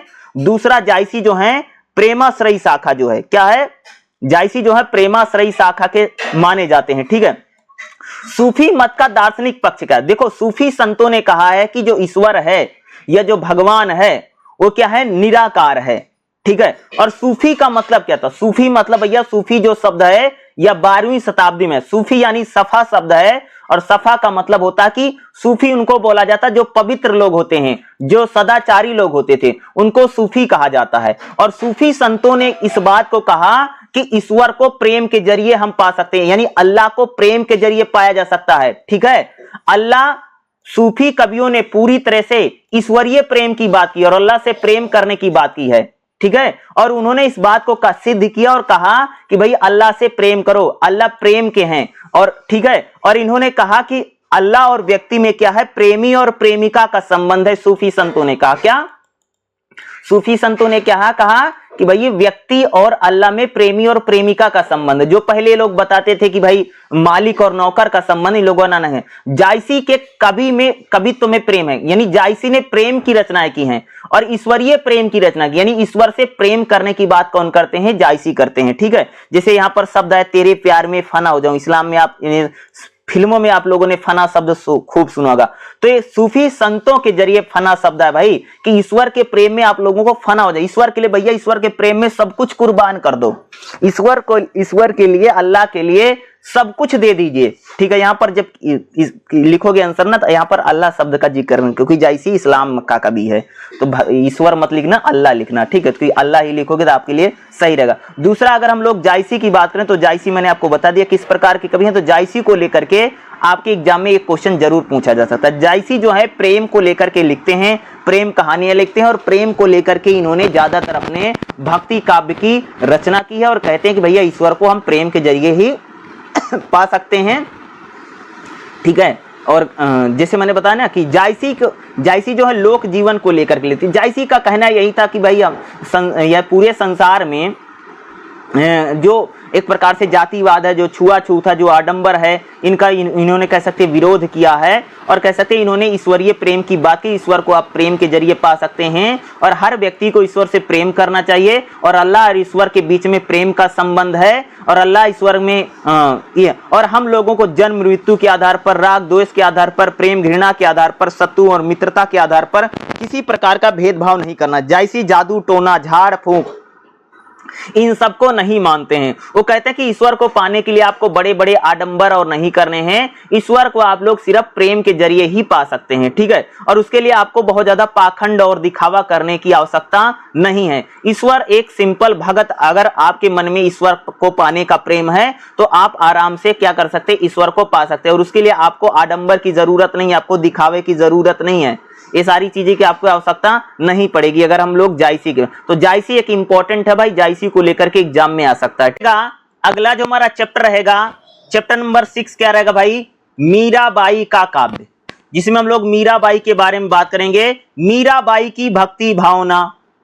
ठीक है, ये आपके लिए इंपॉर्टेंट हो सकता है भाई। मीराबाई कह सकते हैं भाई कृष्ण की सबसे बड़ी भक्त हैं, और भक्ति आंदोलन की कह सकते हैं कि महत्वपूर्ण कवियों में, कबीर के बाद अगर मैं बात करूं, भक्ति आंदोलन में अगर किसी महिला का नाम सबसे ज्यादा गूंजा है तो मीराबाई का नाम ही सबसे ज्यादा गूंजा है। ठीक है, आप लोग ये कह सकते हैं। मीराबाई के रचनाकार व्यक्तित्व का निर्माण दो विरोधी भाव के सामंजस्य से होता है। एक तो है कि मीराबाई उस युग में जीवन संघर्ष किया है, और भक्ति की कोमलता को लेकर के उन्होंने बात किया कि भक्ति में कोमलता शब्द की उन्होंने एक बात किया, क्योंकि मीराबाई कहती ना भाई, मीराबाई तो प्रेम की कवि है, प्रेम को लेकर के मीराबाई कहते ना, तो मेरा तो गिरधर गोपाल दूसरा ना कोई, यानी कहती भैया मेरे तो भैया भगवान श्री कृष्ण ही हैं, और दूसरा मेरा कोई नहीं है। मीराबाई ने राज सत्ता को ठोकर मार करके, भाई राजा के घर में जन्म लिया है, राजा के घर में शादी हुई है, एक रानी है, कह सकते हैं रानी होते हुए भी कह सकते कि राज सत्ता को छोड़ करके इन्होंने सन्यासी का जीवन जिया है मीराबाई ने।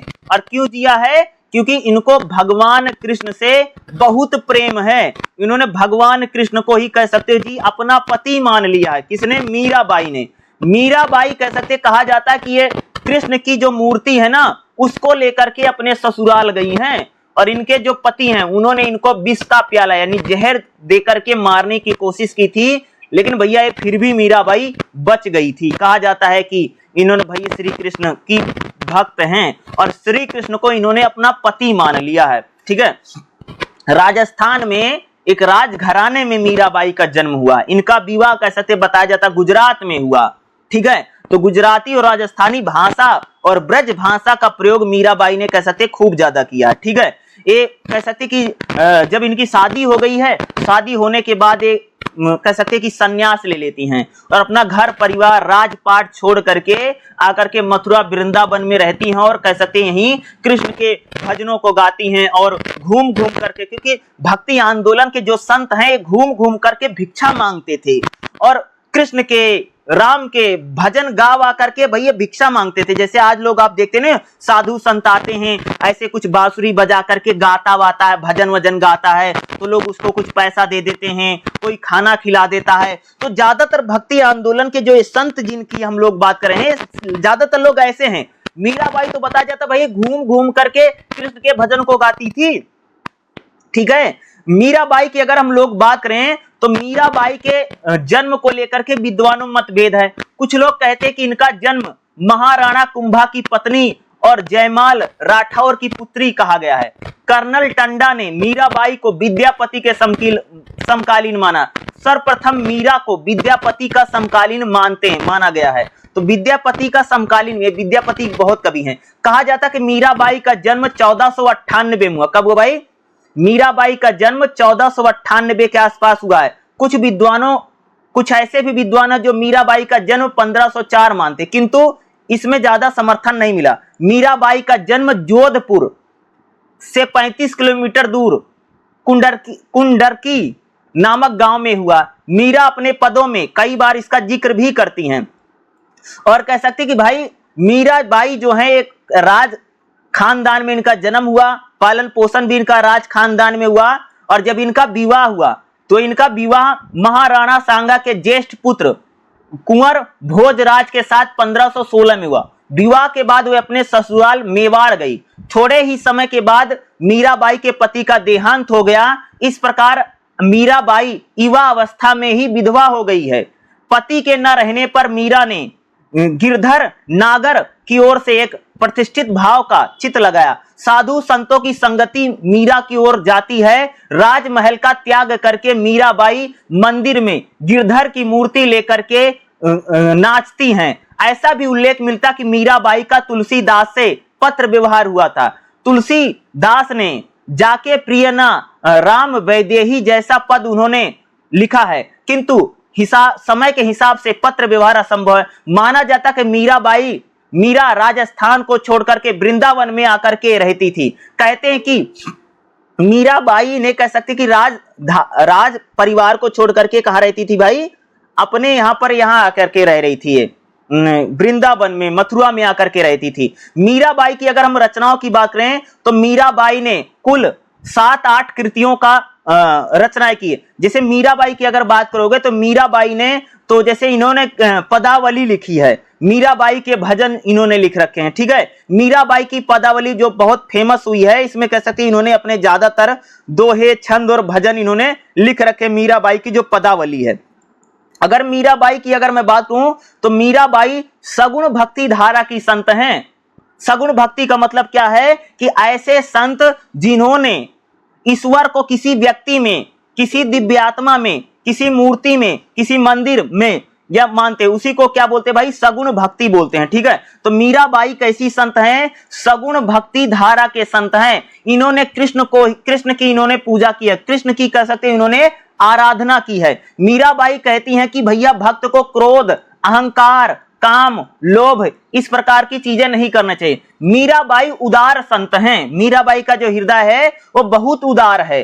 वो कृष्ण के भजनों को गाती हैं और कृष्ण को ही कह सकते हैं कि वो अपना पति मान चुकी हैं। और अपने भजनों में मीराबाई ने गुरु की महिमा का भी खूब गुणगान किया, क्योंकि भाई भक्ति धारा में जितने संत हुए हैं सभी ने कह सकते कि अपने जो गुरु हैं, गुरु का ये लोग खूब बखान करते हैं, गुरुओं का इन्होंने खूब गुणगान किया। मीराबाई भी करती हैं। मीराबाई अपने पदों में, भाव में कह सकते कृष्ण को चरण कमल बंदो, यानी कृष्ण के जो चरण हैं उसमें वो क्या लेना चाहती भाई? आश्रय लेना चाहती हैं, कृष्ण की भक्ति को पाना चाहती हैं। कौन पाना चाहता भाई? मीराबाई पाना चाहती है। अगर मीराबाई की भक्ति भावना की बात करें तो मीराबाई की जो भक्ति भावना है वह कह सकती भाई कृष्ण के प्रति, कृष्ण की अनन्य भक्त हैं मीराबाई सगुण भक्ति की संत हैं। मीराबाई घर परिवार के लोगों के व्यंग कष्ट सह करके मीराबाई रह रहे। मीराबाई अबला का जीवन जी रहे। मीराबाई ने अपने जीवन में बहुत ही ज्यादा कष्ट कहा। विवाह के बाद मीरा ने अपने पति भोजराज कृष्ण के रूप में देखा और विधवा हो जाने पर तो कृष्ण को ही उन्होंने अपने अंदर बैठा लिया है। मगर मीराबाई कृष्ण प्रेम, कृष्ण सौंदर्य, कृष्ण लीला आदि के पदों को गाने वाली है। जैसे मीराबाई कहती है, मीरा तो गिरधर गोपाल दूसरा ना कोई, जाके सिर मुकुट मोर मुकुट मेरा पति सोई। यानी मीरा के हृदय में इतनी विशालता है कि वह राम और कृष्ण में कोई भेद नहीं करती हैं। राम और कृष्ण को बराबर मानने वाली संत हैं मीराबाई। अगर बात करूं, ठीक है, मीराबाई का जो भाव है वो राम रूपी रत्न मिल गया हो या बहुमूल रत्न के समान है। मीराबाई कहती भैया अगर आपको भगवान की भक्ति मिल गई है, समझ लो आपको बहुत बड़ा खजाना मिल गया है, बहुत बड़ा आपको रुपया पैसा मिल गया। क्या किसका कहना है? मीराबाई इस बात को कहते हैं। ठीक है भाई, अगर आपको भगवान की भक्ति मिल गई। मीराबाई की तुलना अंडाल से की। अंडाल दक्षिण भारत की एक बहुत बड़ी संत है, उसकी तुलना मीराबाई से, क्योंकि मीराबाई भी कृष्ण की भक्ति करती है और अंडाल भी कृष्ण की ही भक्ति करती है। दक्षिण भारत में अलवार संतों में अंडाल कह सकते एक संत रही है जो कृष्ण के पदों को गाती है। मीराबाई हो या अंडाल हो, दोनों ही प्रेम को लेकर के उन्होंने अपनी कविताएं की हैं। मीराबाई तो गिरधर नागर और अंडाल ने रंगनाथ छैल छबीले मुरली वाले की बात की है। तो दोनों अंडाल और मीराबाई दोनों ही कृष्ण के पदों को गाती हैं। और कृष्ण के पद चाहे मीराबाई की बात करोगे चाहे दक्षिण भारत की महान संत अंडाल ये है। ठीक है, मीराबाई के पदों में वेदना है। मीराबाई ने भैया जो दुख सहा है, जो दर्द सहा है, वो दुख दर्द कह सकते हैं उनके पदों में हमको दिखाई देता है। और अगला मीराबाई क्या है, प्रेम की अनुभूति है। मीराबाई ने कृष्ण को लेकर के ज्यादातर जो पद लिखे हो भाई प्रेम को, ईश्वरीय प्रेम को लेकर के। और कृष्ण से क्या करती भाई, प्रेम करती है। प्रेम भाई ईश्वर को प्रेम के जरिए पाया जा सकता है, कृष्ण को प्रेम के जरिए पाया जा सकता है। इस प्रकार की बातें क्या की है भाई मीराबाई ने अपने छंदों में, अपने पदों में की। तो मीराबाई बहुत इंपॉर्टेंट है और आपके एग्जाम में जरूर कह सकता हूं कि भाई मीराबाई को लेकर के 100% एक क्वेश्चन आपको देखने को मिलेगा ही मिलेगा। तो मीराबाई बहुत इंपॉर्टेंट है और इसको आप लोगों को करके ही जाना है। और मीराबाई को लेकर के क्वेश्चन पेपर में एग्जाम में आएगा ही आएगा। देखिएगा, अगर हम लोग भाई मेरे क्वेश्चन पेपर की बात करें ना, तो आपका जो एग्जाम होगा ना, जैसे BHDC 132 का जो आपकी एग्जाम होगा, देखो जून 2024 का क्वेश्चन पेपर रहेगा, 100 नंबर का एग्जाम होगा, 3 घंटे का रहेगा। ठीक है, और इसमें जो पहला क्वेश्चन आता ना, वो पहला क्वेश्चन आपके लिए कंपलसरी रहेगा। ठीक है, ये आप लोग एग्जाम में याद रखिएगा। पहला क्वेश्चन क्या होता है, कंपलसरी होता है, जिसमें आपको क्या करनी रहती है कि संदर्भ सहित व्याख्या करनी आएगी और कोई एक करनी है। ठीक है, 3 आती हैं एग्जाम में, जो संदर्भ सहित व्याख्या आती है वो 3 आती है, जिसमें से आपको एक करनी रहेगी और 20 नंबर की आती। जैसे पहले क्या है, काहे मन मरन बन जाई, मन की मार कवन सिद्ध पाई, और बन जाकिर इह मनवा मन मरही, मन को मारे कहूं कस तरही। तो एक खास से इसकी आपको क्या संदर्भ सहित व्याख्या करनी है। दूसरा, जैसे तनकी दूती श्याम ये लोचन कंच की मुद्राई, एक क्या है कि पद दिए गए। अगला अगर आप देखोगे, जैसे रहीमन पानी राखिए बिन पानी सब सून, और पानी गए न उबरे मोती मानुष चून। ठीक है, ये 3 इसमें दिए गए हैं आपको। 3 एक कह सकते, दोहे दिए गए हैं, छंद दिए गए हैं, पद दिए गए हैं। इनके आपको क्या करनी है, संदर्भ सहित व्याख्या करने को आएगा। और इन तीनों में से आपको कोई एक करना पड़ेगा संदर्भ सहित व्याख्या। बाकी जितने क्वेश्चन आते हैं ना, वो आपको क्वेश्चन, अगर मैं क्वेश्चनों की बात करूं तो आप लोगों को क्वेश्चन कोई भी 4 क्वेश्चन कर देना, लेकिन पहला आपको जरूर करना है। जैसे एक और दिखा देता हूं, देखिएगा BHDC 132 का अगर आप लोग देखोगे, ये जून 23 का क्वेश्चन पेपर रहेगा और पहला क्वेश्चन कंपलसरी है, क्योंकि पहले में क्या है, पद्यांशों की संदर्भ सहित व्याख्या करना है। जैसे पहला क्या है, कबीर कुता राम का मूतिया मेरा नाऊ, और गले राम की जेवड़ी जित खींची तित जाऊं। दूसरा क्या है, तनकी दुती श्याम, इसको दूसरी दे रखी है। तीसरा, रहीमन पानी राखिए बिन पानी सब सून, और पानी गए न उबरे मोती मानुष चून। तो इसकी आपको संदर्भ सहित व्याख्या है। मैं कुछ दिखा देता हूं कैसे कैसे कौन कौन आए हैं। एक क्वेश्चन पेपर और देखिए, दिसंबर 2022 में इन्होंने जो पहला कंपलसरी बताया संदर्भ सहित व्याख्या में, देखो 3 आता है, एक करना रहेगा। जैसे ऐसा कुछ अनुभव कहत न आवा, साहब मिले तिनको बिलगावा, इसको लेकर के उन्होंने लिखा था। दूसरा, हरि महद दरण दीवानी महारा, दर्द न जाने कोई, घायल की गति घायल जाने, किति घना घना होए, ये देखा। तीसरा देखो, झलके अति सुंदर आंगन गौरा। तो इस प्रकार से तीनों में से आकर आपको भाई एक आपको करनी ही पड़ेगी। एक और मैं आपको दिखा देता हूं, ये देखिएगा, एक और क्वेश्चन पेपर है, जून 2022 का रहेगा। इसमें 2 आपको देखोगे, इन्होंने पद्यांशों की आपको क्या है, व्याख्या करनी है। जैसे सुभर सुमद अस नैन दुई, मानिक भोर तरंग आवत तीर जही, फिर कलय भंवर स्नेह संग। ठीक है, दे रखा। दूसरा, बुझत श्याम कौन तू गोरी, ये दे रखा है, भजन दे रखे हैं ब्रज। और अगला देखोगे तो रहीमन निज संपत्ति बिन काऊ ना बिसद सहाय, और बिन पानी लाज ज्यों लाज को नहीं रवि सके बचाए। तो रहीम के भजन कई बार आ रहे हैं, रहीम को लेकर के या कबीर को लेकर के। इस प्रकार के आपको एग्जाम में संदर्भ सहित व्याख्या 100% पूछेगा। और जब आपको संदर्भ सहित व्याख्या आएगी तो आपको भाई तीनों में से एक करनी होगी। और संदर्भ सहित व्याख्या इसको करते कैसे, इसको लिखने का एक तरीका होता है, ठीक है। अब जैसे मैं एग्जाम्पल लेकर के बताऊं तो मैं आपको रहीमन पानी वाला का थोड़ा सा बता देता हूं, ठीक है। और आपको और भी अगली क्लास करूंगा तो उसमें और देखो, जैसे रहीमन पानी राखिए बिन पानी सब सुन, और पानी गए न उबरे मोती मानुष चून। किसी की भी अगर आपको संदर्भ सहित व्याख्या करनी है, सबसे पहले आपको क्या लिखना पड़ेगा, संदर्भ लिखना पड़ेगा। संदर्भ, संदर्भ में क्या हेडिंग बनाना, संदर्भ। और संदर्भ में क्या लिखोगे, जैसे लिखो रहीमन पानी राखिए, इतना लिख देना। जैसे आपने लिखा रहीमन पानी राखिए, फिर डॉट डॉट लगा देना और आखिरी में लिख देना मोती मानुष चून, इतना लिख दिया। फिर आपको क्या लिखना पड़ेगा भैया, प्रसंग लिखना पड़ेगा। प्रसंग में पता क्या लिखते हैं हम लोग, प्रसंग में हम लोग लिखेंगे कि यह दोहा या यह प्रसंग हमारी पाठ्य पुस्तक BHDLA 132 मध्यकालीन हिंदी कविता से लिया गया है। यह दोहा रहीम का है, जिसमें रहीम दास जी पानी की विशेषताओं के बारे में बता रहे हैं। ये प्रसंग आपको लिखना पड़ेगा। संदर्भ सहित व्याख्या में पहले संदर्भ लिखो, फिर प्रसंग लिखो, फिर हमको व्याख्या लिखनी पड़ेगी, यानी इस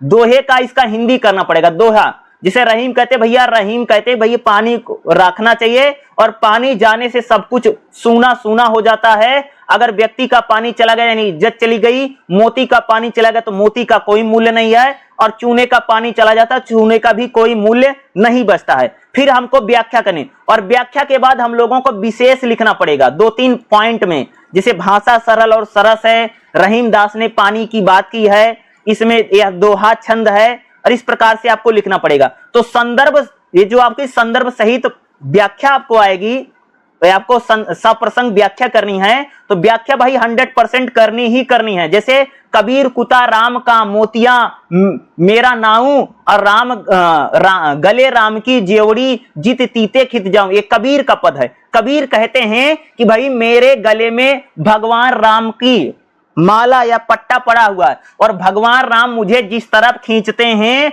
मैं उसी तरफ खींचा चला जाता हूं। ये तो है कि लिखोगे कैसे, सबसे पहले इसका संदर्भ लिखोगे। संदर्भ में कैसे लिखोगे, कबीर कुता राम का, और फिर डॉट डॉट जित खींचे तीत जाऊं, इतना लिखना। फिर दूसरे में क्या, प्रसंग लिखना पड़ेगा। प्रसंग कैसे लिखोगे, प्रसंग में हम लोग लिखते हैं कि यह दोहा या यह पद्यांश, यह प्रसंग हमारी पाठ्य पुस्तक BHDLA 132, ठीक है, हिंदी यानी आधुनिक हिंदी कविता से लिया गया है, जिसमें कबीर दास जी भगवान राम का वर्णन कर रहे हैं, या कबीर का दोहा से लिया गया है। फिर आपको व्याख्या लिखनी पड़ेगी। प्रसंग के बाद हम लोग क्या लिखते हैं, व्याख्या करते भाई, जैसे मैंने आपको व्याख्या करी, और फिर हम लोग इसका विशेष लिखते हैं। तो इस प्रकार से आपको संदर्भ सहित व्याख्या पेपर में एग्जाम में करनी पड़ेगी, और इस संदर्भ सहित व्याख्या आपको एग्जाम में 100% आएगा और पूछेगा ही पूछेगा। और जैसे मैं बता रहा हूं आपको वैसे ही संदर्भ सहित व्याख्या एग्जाम में करके आना ही आना। देखो पहला क्वेश्चन में एक व्याख्या कर देना, 20 नंबर की हो जाएगी, 1.5-2 पेज लिख देना, कोई दिक्कत वाली बात नहीं है। बाकी जो क्वेश्चन रहते ना, क्वेश्चन तो मैं आपको पढ़ा रहा हूं, 4 क्वेश्चन करने होंगे, 20-20 नंबर के क्वेश्चन 4 करने रहेंगे। और जैसे क्वेश्चनों की अगर मैं बात करूं ना, तो क्वेश्चनों में आप लोग ऐसा कर दीजिएगा कि कम से कम 4 पेज जरूर लिखेगा कोई भी क्वेश्चन। और इसकी हम लोग एक क्लास और जरूर करेंगे, ये पार्ट 1 समझ लीजिए। इसकी एक मैंने 6 चैप्टर पढ़ाया है, और 6 चैप्टर्स में जरूर कर सकता हूं, आपको 4-5 क्वेश्चन एग्जाम में 100% मिल ही जाएगा। इसकी अगली क्लास भी हम लोग जरूर करेंगे, जहां पर और भी मैं आपको थोड़ी बहुत व्याख्या कैसे की जाती है, और कुछ इंपॉर्टेंट क्वेश्चन हम लोग एक क्लास में और भी इसको भी भाई मेरे जरूर पढ़ लेंगे, ठीक है।